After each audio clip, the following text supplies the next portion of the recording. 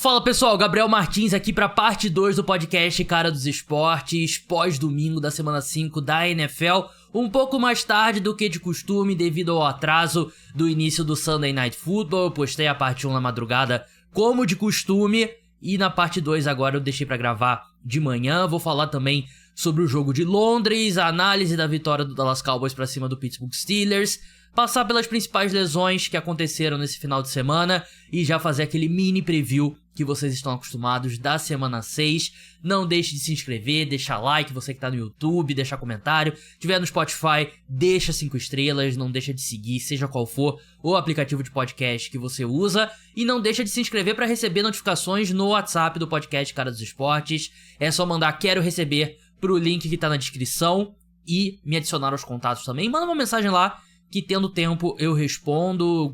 De vez em quando eu tô fazendo sorteio, fiz um sorteio de um álbum da NFL essa semana, então não deixe de se inscrever. Dados os recados, vamos para o programa. Vamos falar sobre o jogo de Londres no estádio do gigante Tottenham Hotspur. O Minnesota Vikings derrotou o New York Jets por 23-17, um jogo no qual a defesa dos Vikings deu muitos problemas ao ataque do New York Jets. A gente vai falar sobre isso, e digo a gente porque eu estou aqui com meu amigo, o Alisson Smith, que é um dos torcedores símbolos do Minnesota Vikings aqui no Brasil, participa do Minnesota Vikings Podcast, tudo quanto é projeto sobre o Minnesota Vikings aqui no país, ele já teve o dedo dele. Alisson, seja bem-vindo novamente ao programa. Você quebra uma sequência aqui de eu convido as pessoas para falarem sobre o time delas no podcast pós-rodada e o time perde. Você vai poder falar sobre a vitória da sua equipe, na qual eu senti que foi muito mais Brian Flores e menos Sam Darnold, né? E acho que é uma análise bem unânime saindo desse jogo do domingo ali de manhã. Boa noite, Gabriel. Vai ser difícil fugir dessa análise aí. Tem algumas ressalvas a ser feitas aí ao atleta Sam Darnold e ao suposto treinador Kevin O'Connell, mas não vou ficar reclamando de barriga cheia também, porque nem você conseguiu zicar o Vikings, nem todo mundo apostando a favor conseguiu zicar o Vikings. O Vikings é inzicável. Vou cortar esse clipezinho pra postar no Blue Sky. O Vikings é inzicável. 5ª vitória consecutiva da equipe. E eu achei que foi uma atuação primorosa da defesa dos Vikings. E eu falei aqui no podcast dos apoiadores, né, que eu faço um mini preview da rodada.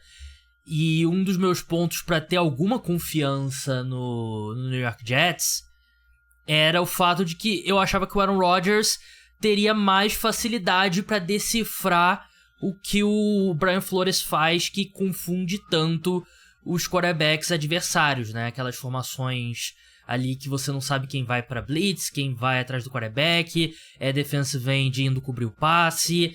E eu achei que o Aaron Rodgers ia conseguir fazer uma leitura melhor do que os outros quarterbacks que enfrentaram a equipe até agora. Eu estava bem errado, porque a gente teve pick six do Andrew Van Ginkel, que vem fazendo uma temporada muito boa, muita pressão pra cima do Aaron Rodgers. O ataque terrestre dos Jets não conseguiu fazer nada. A corrida mais longa foi uma corrida de 10 jardas do Breece Hall.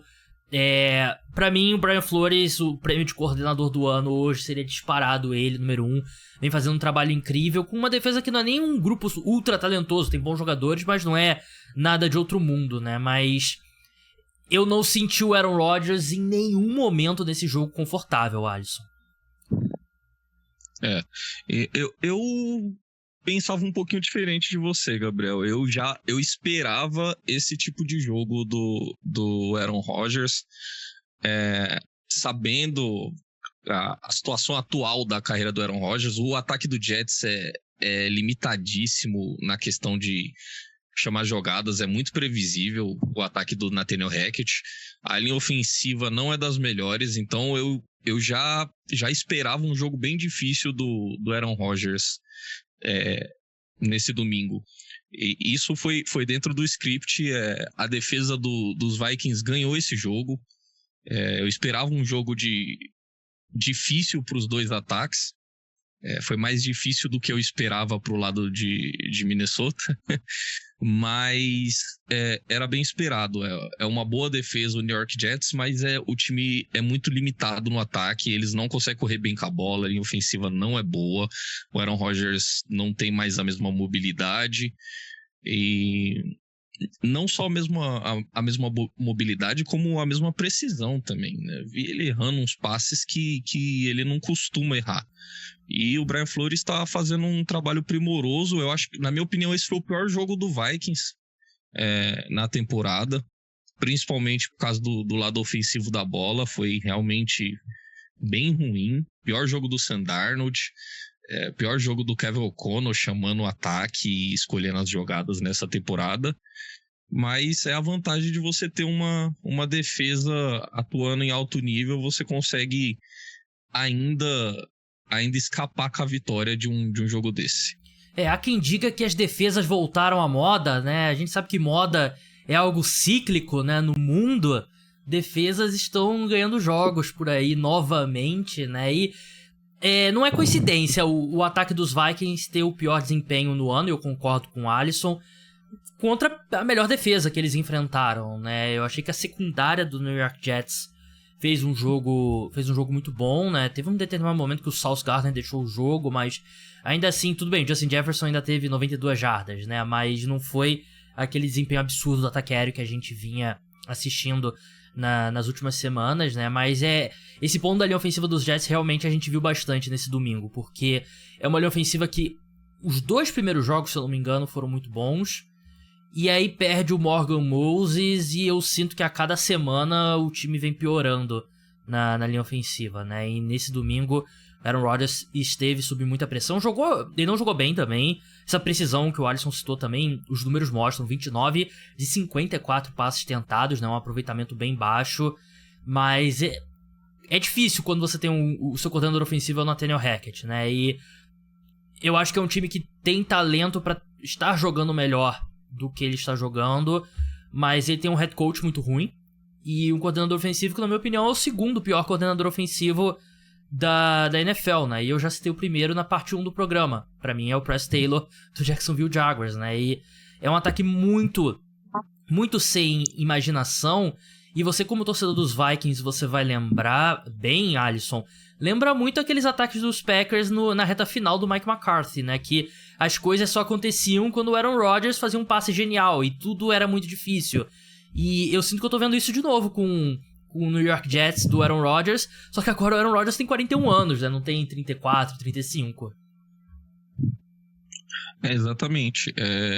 É um ataque que não vai ajudar muito o Aaron Rodgers nessa época da carreira, né?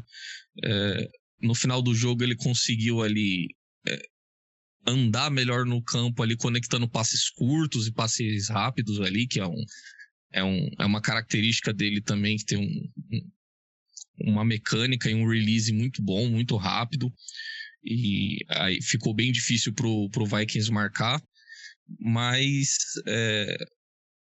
o grosso que o Vikings conseguiu no primeiro tempo serviu para garantir a vitória. E rapidinho, te preocupa essa segunda semana seguida com uma queda bem significativa do ataque do primeiro pro segundo tempo? Preocupa. É justamente nisso que eu fiquei pensando durante o jogo. Eu senti um pouco de conservadorismo do Kevin O'Connell. Ele se abraçou nessa vantagem de novo e o jogo corrido foi praticamente inexistente. O Vikings não usou nenhum tipo de ferramenta para ajudar o Sam Darnold, que foi bastante pressionado, passes curtos, screen. Parece que toda jogada era um passe para 10, 15 jardas, era a opção do Vikings de avançar no campo, ou conectava com Jefferson ou Edison, ou ganhava um pass interference. Então, muitos drives o Vikings conseguiu avançar assim. Não teve criatividade, não se ajustou no segundo tempo. No jogo contra os Packers, eu senti que foi um pouco de... Sabe, achou que o jogo já estava ganho. Hoje eu acho que não que achou que o jogo tava ganho, mas talvez sentiu um pouco que o que eu senti, né? O problema foi que o Jets não tinha poderio ofensivo para reverter o jogo, porque a defesa do Vikings é muito boa e o ataque dos Packers é limitado e é previsível. Mas preocupa. Agora o Vikings vai entrar de bye, vai ter oportunidade aí para descansar o time e corrigir esses erros, né? Por mais que esteja 5-0, eu acho que o que o Vikings faz de errado aqui, um pouquinho a cada jogo, ficou muito, muito exposto nesse jogo, por mais que tenha saído com a vitória. Então, voltando de bye, vai ter um jogo difícil contra o Detroit Lions e espero que tenha corrigido e que o Sam Darnold volte bem depois de um jogo ruim como foi hoje. Alisson, muito obrigado pela sua participação. Eu te chamei de Alisson Smith, não sei de onde que eu tirei, porque você é Alisson Brito. Ou você é outro sobrenome? Na verdade é Alisson Silva Brito. Eu não sei de onde eu tirei Alisson Smith. Sinceramente, não sei. Eu como um fã do subestimado atleta Harrison Smith, achei que era uma homenagem, então eu gostei. Não, desculpa, Alisson Brito, sigam ele lá no Blue Sky, @Alisson Brito, com 2 L's, eu não sei de onde eu tirei Alisson Smith, não conheço outra pessoa com esse nome. Eu pesquisei aqui no Google rapidamente, vi que tem uma nadadora que nunca nem ganhou medalha olímpica, então eu não conheço ela. Então, mil desculpas, Alisson. E a última pergunta que eu te faço é: Kirktober começou, você é o maior fã do Kirk Cousins nesse país. Como foi? Acho que você tá torcendo mais pelos Falcons do que a torcida dos Falcons aqui no Brasil, pelo seu nível de paixão pelo Kirk Cousins. Eu avisei que em outubro ele começa. O Kirktober é um evento que acontece todo ano. É só um pouco triste, né? Ver na quinta-feira o Kirk Cousins passando para 510 jardas e 4 touchdowns e ter esse jogo pífio no ataque hoje, né? Dá uma certa saudade, assim. Mas a gente tá bem aí. Não dá para reclamar. O futuro pertence a DJ McCarthy. É nisso que eu acredito. Alisson, muito obrigado. Mas só pra finalizar, eu não consigo. Acho que quem não gosta do Kirk Cousins está morto por dentro, cara. O cara é puro carisma. Eu sou fã demais. É impressionante como a opinião pública deu um giro de 180 graus em relação ao Kirk Cousins nos últimos 3 anos, cara. É inacreditável e é justo, né? Porque eu acho que sempre ele foi um quarterback que se prejudicou muito com a memificação da carreira dele. Mas, Alisson, muito obrigado pela participação e até a próxima. Valeu, Gabriel. Vamos falar agora sobre a vitória do Dallas Cowboys para cima do Pittsburgh Steelers em Pittsburgh, 20-17. Jogo que começou atrasado 90 minutos devido à chuva, devido a muitos raios lá em Pittsburgh. Foi um preview do que vai acontecer quando o horário de verão acabar nos Estados Unidos, que aí o fuso horário do Brasil em relação aos Estados Unidos fica 1 hora mais pra frente, então Nova York passa a ser 2 horas na frente, e aí o jogo do Sunday Night Football, Monday Night Football, Thursday Night Football, que começa normalmente 9h15, passa pra 10h15, quando ou se o horário de verão voltar no Brasil, aí passa pra 11h15, e aí a gente separa os meninos dos homens, mas por isso que eu tô gravando inclusive o podcast aqui na manhã da segunda-feira. Um jogo que seguiu bastante o roteiro de que você pensa de vitórias do Pittsburgh Steelers, né? Um jogo que a equipe faz uma partida um pouco mais feijão com arroz e o adversário comete erros.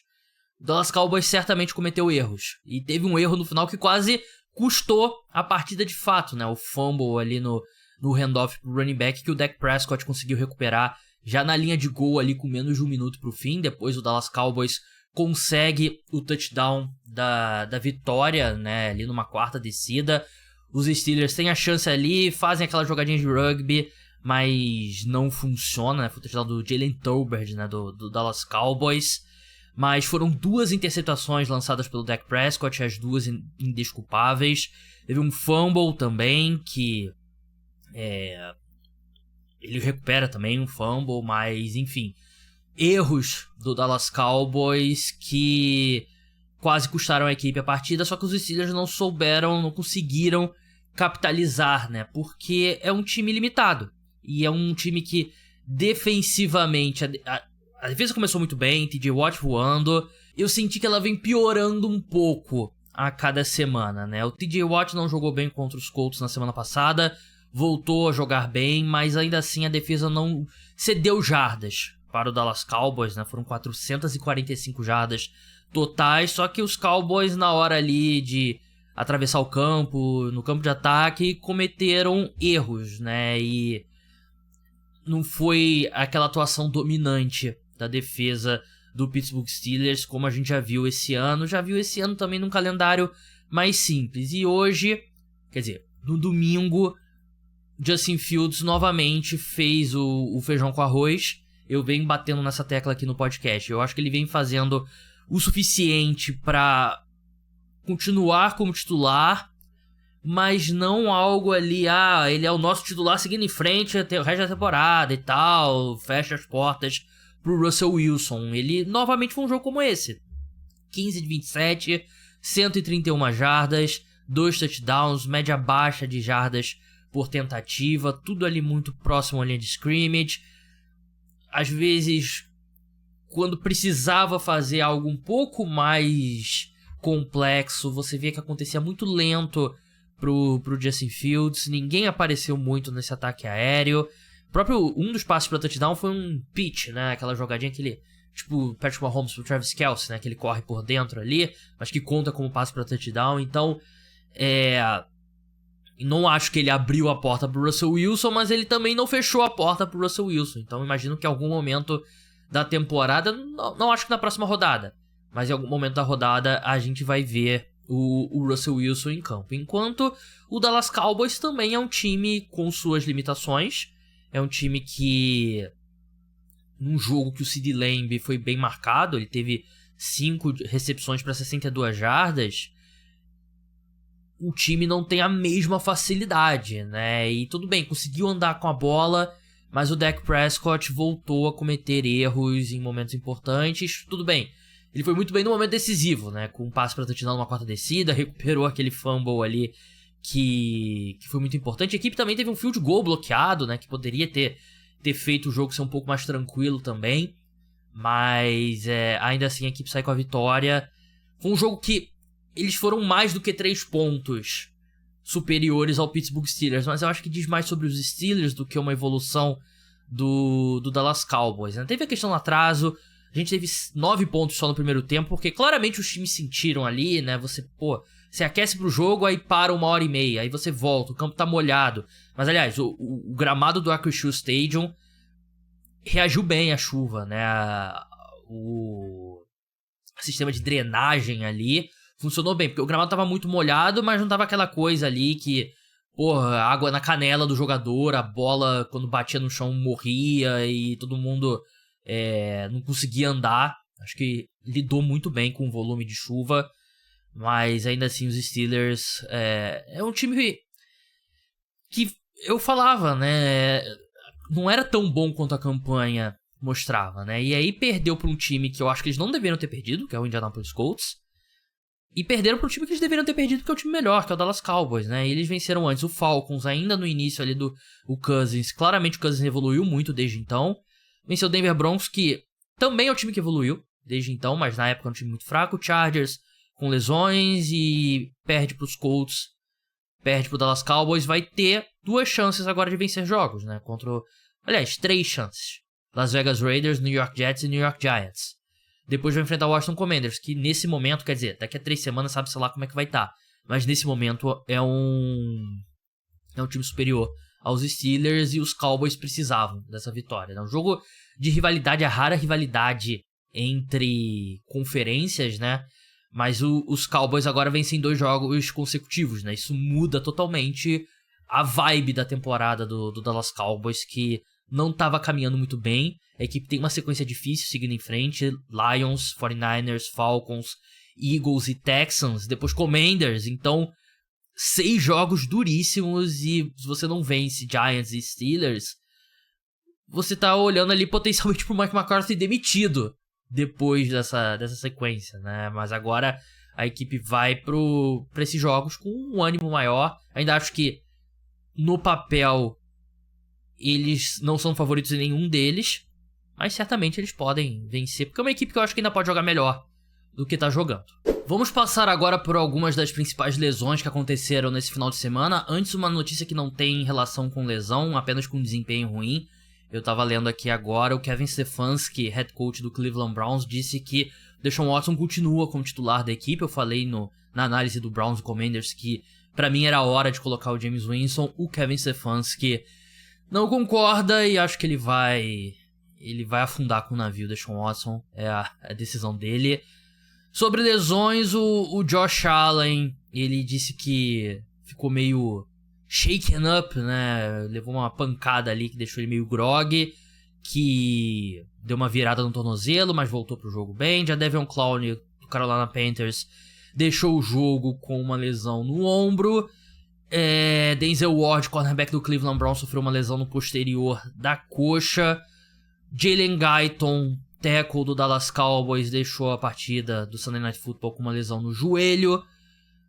Vamos ver aqui na lista. Nico Collins sofreu uma lesão no posterior da coxa. Posterior da coxa é uma lesão chata que muitas vezes o jogador consegue entrar em campo, mas não tá 100%, aí fica inseguro, aí força, volta a sentir. Então algo pra gente ficar de olho. O Jimmy Ward, safety da equipe, sofreu uma lesão na virilha. Will Fries, guard dos Colts, sofreu uma fratura na tíbia. Ele passou por cirurgia lá em Jacksonville, então imagino que vai ser difícil ver o Will Fries em campo novamente nessa temporada. Christian Wilkes, defensive tackle dos Raiders, sofreu uma lesão no pé. Devon Achane, running back do Miami Dolphins, sofreu uma concussão, não voltou pro jogo. Quem também sofreu uma lesão no Miami Dolphins foi o Javon Holland, né? Ele quebrou um osso da mão, safety da equipe. Aaron Jones, running back dos Vikings, sofreu uma lesão no quadril. Deixa eu ver mais alguma aqui. O Sauce Gardner, ele foi avaliado por uma lesão na cabeça, né? Um protocolo de concussão, mas voltou para a partida. Aaron Rodgers, depois do jogo, disse que tem lidado com algumas lesões, principalmente uma lesão no tornozelo, né? O low ankle sprain, que é um pouco menos grave do que a high ankle sprain. Então, basicamente acho que é isso, né? O Talanoa Hufanga, né, sofreu uma lesão na mão também, deixou a partida, assim como o Jake Moody sofreu uma lesão no tornozelo. E o Kyle Shanahan já disse que eles vão tentar trazer alguns kickers ali. Tariq Woolen, cornerback, uma lesão, rodada de muitas lesões, né? Tariq Woolen, cornerback do Seahawks, sofreu uma lesão no tornozelo. E acho que dos principais nomes, acho que são essas. Vamos pro mini preview da semana 6, que começa agitado na quinta-feira com San Francisco 49ers contra Seattle Seahawks. O jogo é em Seattle, mas os 49ers são favoritos por 3 pontos, já que o Seahawks acabou de perder pro New York Giants. Over-under 47,5, expectativa de pontos, então vitória do Seahawks pagando 2,40, do 49ers 1,60. 49ers não vem jogando bem também, mas o Seahawks vem meio que dizimado ali na linha de scrimmage dos dois lados, né? Na linha ofensiva, na linha defensiva. É um problema pensar em quem vai conseguir parar o Nick Bosa. Então acho que é justo aqui o 49ers ser favorito. Jacksonville Jaguars contra Chicago Bears, jogo em Chicago. Os Jaguars venceram os Colts, mas eu gosto dos Bears aqui, -2, vitória deles pagando 76, eu acho que é um time melhor, é um time que deu sinal de evolução, né, ofensivamente contra o Carolina Panthers. Eu iria de Chicago aqui. Arizona Cardinals contra Green Bay Packers, em Green Bay, Packers favoritos por 5 pontos. Over-under de pontos 50, vitória dos Packers pagando em 41, dos Cardinals 2,95. Gosto desse jogo. Cardinals lutou bastante para vencer o San Francisco 49ers. Green Bay tem cometido muitos erros e como é um time bem treinado pelo Matt LaFleur, eu imagino que a gente vai ver eles limpando muitos desses erros, e eu acredito aqui em vitória do Green Bay Packers. Cleveland Browns contra Philadelphia Eagles. Os Eagles são favoritos por 9 pontos, vindo da semana de folga. Imagino que mais saudáveis. Vamos acompanhar aí o status do A.J. Brown, do Lane Johnson, do Devontae Smith. Eu acho que aquele Eagles, que sem dúvida Eagles. Eagles -9, botar o Eagles ali numa combinada, vitória simples, é o que eu vou fazer. Houston Texans e New England Patriots. Texans, o jogo é em New England, mas os Texans são favoritos por 7 pontos, o que eu acho que é pouco. Eu acho que esse time dos Patriots é muito fraco. Eu iria fácil de Texans menos 7, vitória dos Texans ali direta também. Não confio nada nesse time dos Patriots. Colts e Titans, um jogo que eu pretendo assistir muito pouco. Titans são favoritos por 1 ponto, em casa. Mas aqui eu não tenho, sinceramente, eu ficaria bem longe desse jogo. Tampa Bay Buccaneers contra New Orleans Saints. Um jogo bem interessante. Saints favoritos por 2,5 pontos. Jogo em Nova Orleans. Vitória dos Saints 1,71, dos Bucks 2,20. Aqui é um jogo bem equilibrado, acho que pode ir pra qualquer um dos lados. Washington Commanders contra Baltimore Ravens. Os Ravens são favoritos por 6,5 jogando em casa. Eu não descarto o Washington Commanders surpreendendo aqui. Não sou muito fã dessa defesa dos Ravens. Acredito que a equipe vai conseguir correr muito bem com a bola contra os Commanders. Acho que vai ser um jogo de pontuação alta. 3,30 a vitória do Commanders, eu não acho a pior das odds, não. Acho bem interessante, mas ainda acho que os Ravens vencem, mas eu acho que tem valor esse 3,30 aqui. Chargers e Broncos, os Chargers são favoritos por 2,5. O jogo é em Denver, eu acho que vai ter muita gente reagindo aí à boa vitória dos Broncos na semana 5, mas contra um time muito ruim dos Raiders, né? Então eu iria de Chargers aqui. Pittsburgh Steelers contra Las Vegas Raiders. Aqui é Steelers se recuperando, o Raiders tá se desfazendo. Atlanta Falcons contra Carolina Panthers. O jogo é em Charlotte, mas os Falcons são favoritos por 5,5 pontos, como deveriam ser. Aqui é Falcons sem nenhuma hesitação. Detroit Lions contra Dallas Cowboys. O jogo é em Dallas, os Lions são favoritos por 3 pontos, como deveriam. Eu iria de Lions aqui, mesmo vitória simples, 1,64 ou com um handicap de menos 3. Pra mim é um time superior aos Cowboys em tudo. Então eu vou de Detroit Lions aqui. Sunday Night Football vai ser duro. Cincinnati Bengals contra New York Giants.